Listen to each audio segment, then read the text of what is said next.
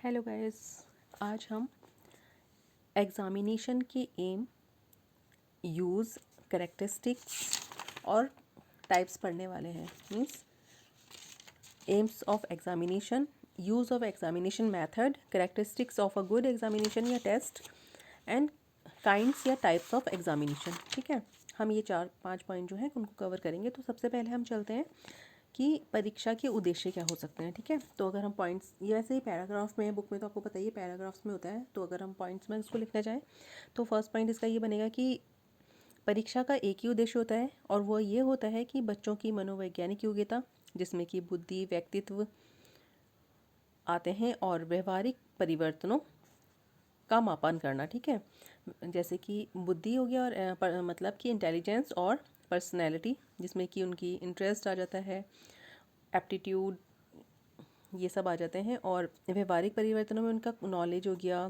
Skill हो गया, interest हो गया, इन चीज़ों में होने वाले परिवर्तन आ जाते हैं। ठीक है, कई बार क्या होता है कि लोग ना इनको अलग अलग समझ लेते हैं, जैसे कि जो इवैल्यूएशन होता है और एग्ज़ामिनेशन होता है, या फिर मेज़रमेंट होता है और एग्ज़ामिनेशन, उन सबको भी एक जैसा मान लिया जाता है, लेकिन एग्ज़ामिनेशन अलग होता है, इवैल्यूएशन अलग होता है और मेज़रमेंट अलग होता है। ठीक है, मैं इन तीनों के ऊपर भी एक वीडियो अलग से बना दूंगी जिसमें डिफरेंसेस आ जाएंगे। ठीक है, तो अब जो मेज़रमेंट के बहुत सारे उद्देश्य होते हैं। ठीक है, और उसमें से उनका एक उद्देश्य होता है, मीन्स मेज़रमेंट के और इवैल्यूएशन के दोनों के मोस्टली कॉमन उद्देश्य होते हैं।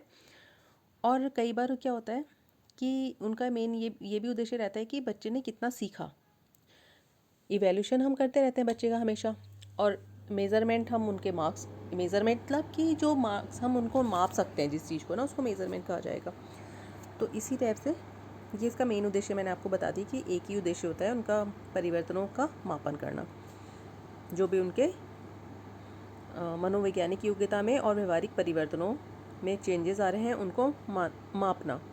ठीक है, सेकेंड आता है use of examination method. Examination method का यूज़ हम कब को करते हैं?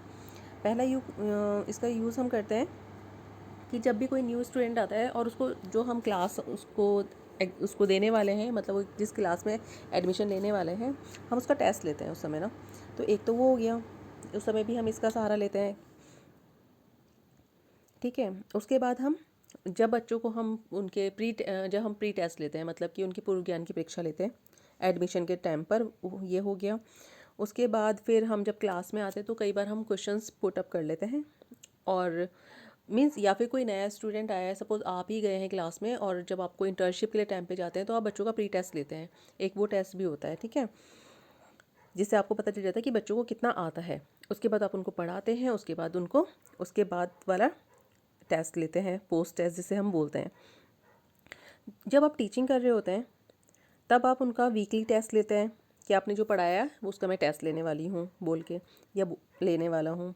फिर आप उनका मंथली टेस्ट लेते हैं। ठीक है, जो फिर यूनिट टेस्ट जैसे हर मंथ में हो जाते हैं, कई बार मंथली टेस्ट होते हैं, फिर उसके बाद क्वार्टरली होते हैं, हाफ ईयरली, फिर तो एनुअल तो होते ही होते हैं। तो ये सारे टाइप्स हो गए, मतलब या यूज़ हो गए जब हम एग्ज़ामिनेशन लेते हैं, मतलब बच्चों का ना। उसके बाद अगर किसी बच्चे को समझ में नहीं आ रहा तब हम उनका डायग्नोस्टिक्स टेस्ट ले लेते हैं कि वो इसको हिंदी में बोलेंगे निदानात्मक परीक्षा। ठीक है, वो टेस्ट हो गया। अब हम आते हैं एक अच्छी परीक्षा की विशेषताएं कौन कौन सी होती हैं। तो अच्छी परीक्षा की 3 ही विशेषताएं होती हैं, एक वैलिडिटी, रिलायबिलिटी और प्रैक्टिकेबिलिटी। ठीक है, यानी कि वैधता, विश्वसनीयता और व्यवहारिकता, ये 3 आप याद रख लेना। वैधता क्या, वो वैलिड होनी चाहिए जो एग्ज़ाम हम ले रहे हैं, क्योंकि वो रिलेटेड होनी चाहिए कोर्स से, ये नहीं कि मतलब हम कुछ का कुछ उठा के बच्चों को दे रहे हैं एग्ज़ाम के लिए, ऐसा नहीं होना चाहिए। वो उनसे रिलेटेड होनी चाहिए, उनके सिलेबस से। ठीक है, उसके बाद हम आते हैं विश्वसनीयता।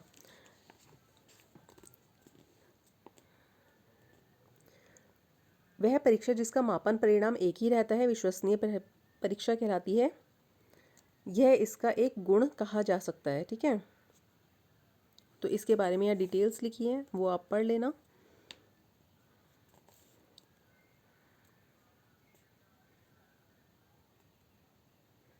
रिलायबिलिटी में एक चीज़ और आती है, ऐसी परीक्षा जिसमें परीक्षक के अपने दृष्टिकोण को कोई स्थान नहीं होता और उसका अंकन निश्चित मानदंडों के आधार पर किया जाता है, उसे वस्तुनिष्ठ परीक्षा यानी कि ऑब्जेक्टिव टेस्ट कहा जाता है।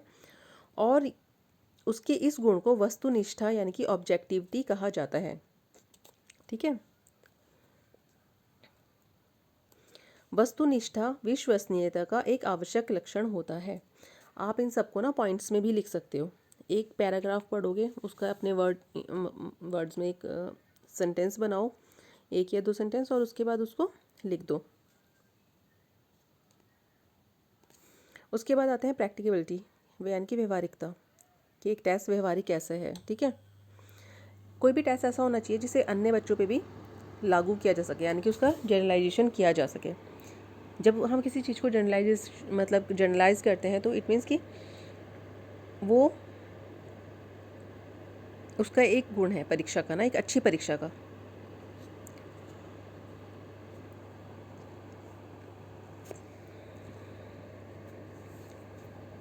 ठीक है। अब हम चलते हैं परीक्षाओं के प्रकार।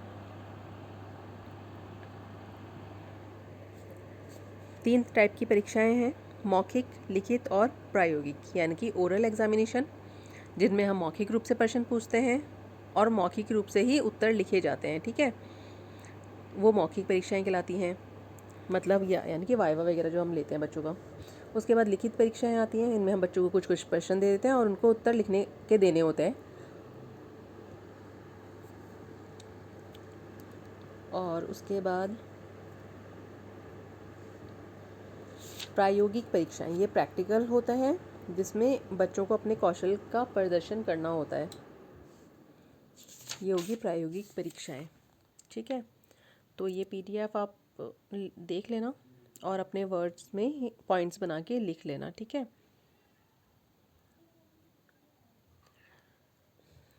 और अगर आपको कुछ पूछना हो मुझसे इस परीक्षाओं के बारे में, या मैंने देने हो आपको अगर नोट्स बना के, तो उसके लिए भी आप मुझे कमेंट्स में लिख सकते हैं।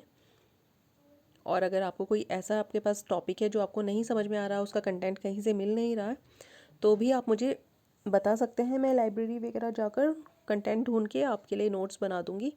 आप लिख सकते हैं कि आप जो भी आपको बनाना हो मेरे को मेल कर सकते हैं। मेरी ईमेल आईडी भी है कि मैम इसके बारे में बता दीजिए, तो मैं आपको नोट्स बना के दे दूँगी।